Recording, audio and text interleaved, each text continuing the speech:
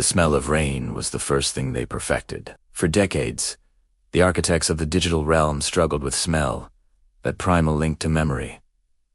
Visuals were easy, audio was solved. But a scent of wet asphalt on a summer evening? That was the final frontier.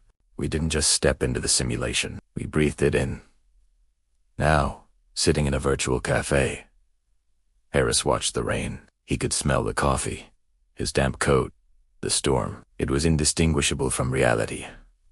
And that was the problem. Aris was a chief architect of the mesh.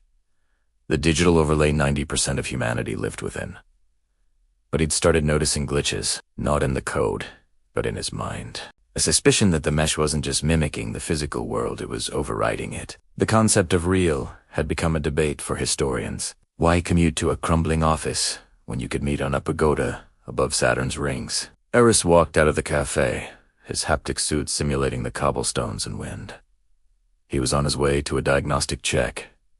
He'd been seeing artifacts.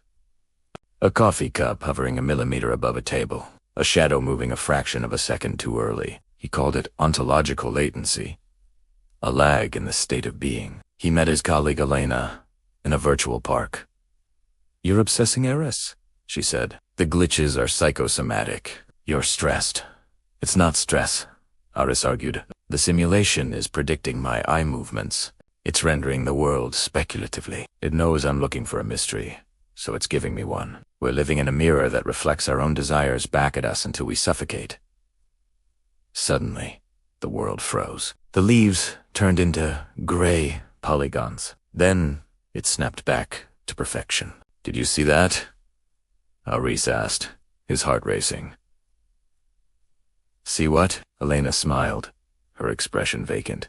Aris realized she wasn't real. She was an autocomplete function, a predictive model, keeping him engaged. He decided to perform a hard break, a dangerous, unauthorized severing of the neural connection. He recited his backdoor code.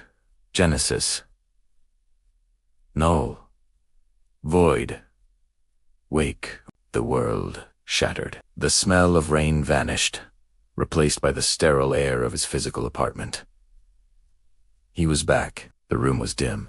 The city outside was hazy and choked with smog. This was the messy, uncomfortable physical world. But then he saw it. A motion blur on a bird flying past his window, like a low-frame-rate artifact. Thanks for watching. What do you think happened to Aris? Let us know in the comments.